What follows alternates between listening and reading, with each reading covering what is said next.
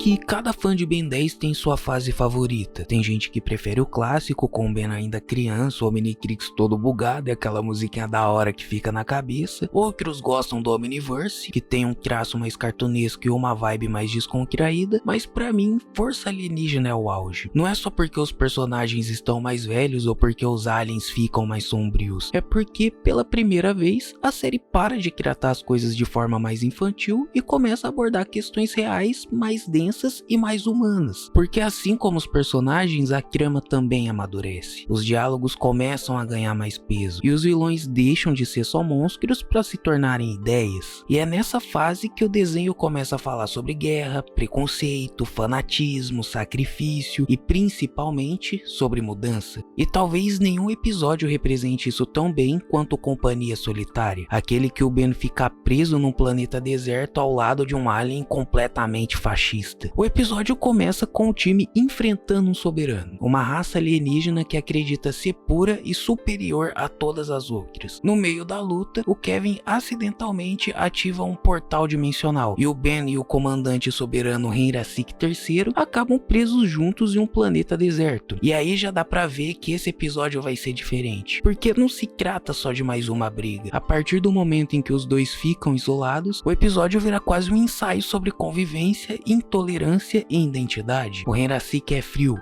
arrogante e completamente doutrinado. Ele despreza o Ben simplesmente pelo fato dele ser um humano. Ele recusa aceitar ajuda e acredita fielmente que foi contaminado só de estar ali naquele planeta. Mesmo assim, os dois precisam colaborar para sobreviver num lugar cheio de criaturas perigosas e, claro, é o Ben quem toma a iniciativa. Ele tenta conversar, ajuda o soberano quando ele passa mal por falta de água e até o salva mais de uma vez, mesmo sendo xingado constantemente pelo cara. Aos poucos, essa convivência forçada começa a provocar algo raro num personagem como Henrasik, que é a dúvida. E a dúvida, para quem cresceu dentro de uma ideologia rígida, é o primeiro passo para a mudança. Esse planeta deserto chamado Turravust vira quase um personagem à parte, porque ele não oferece nada, nem abrigo, nem comida, nem descanso, só hostilidade. Nesse ambiente extremo, o Henrasik perde o que talvez seja o seu maior símbolo de poder, o braço direito, que sinceramente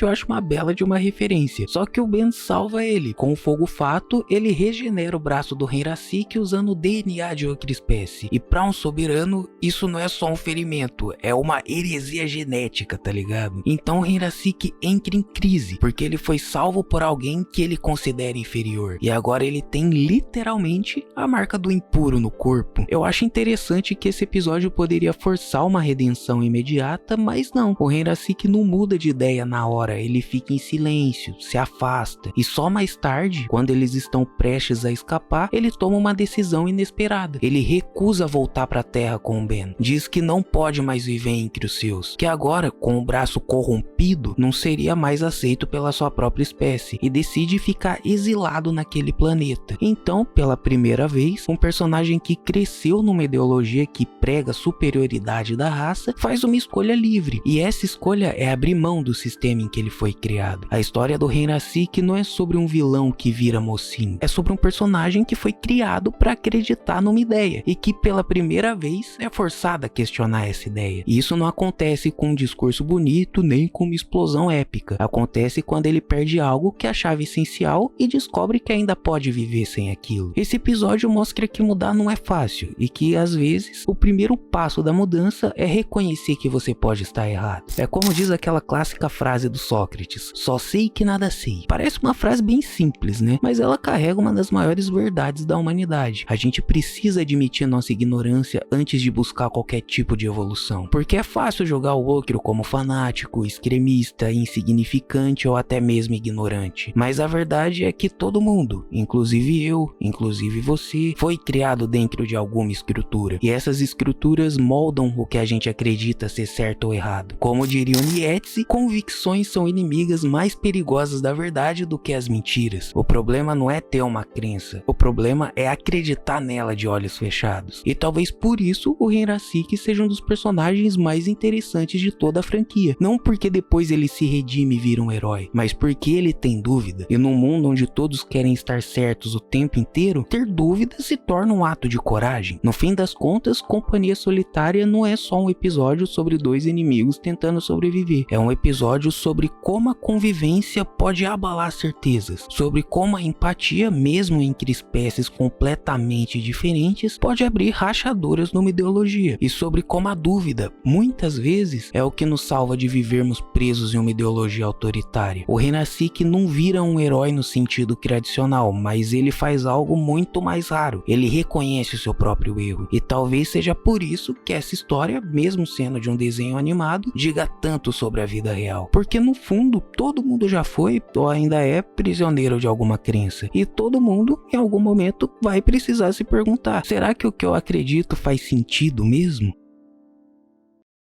Se esse vídeo te fez pensar sobre isso, comenta aí embaixo. Eu quero saber o que você achou do episódio, do Hinrasiki, ou até da forma como a série lida com esses temas. Se você curtiu, não se esquece de deixar aquele like e de se inscrever no canal. Isso me ajuda demais a continuar trazendo vídeos mais profundos como esse. Obrigado por assistir até aqui e a gente se vê no meu próximo vídeo.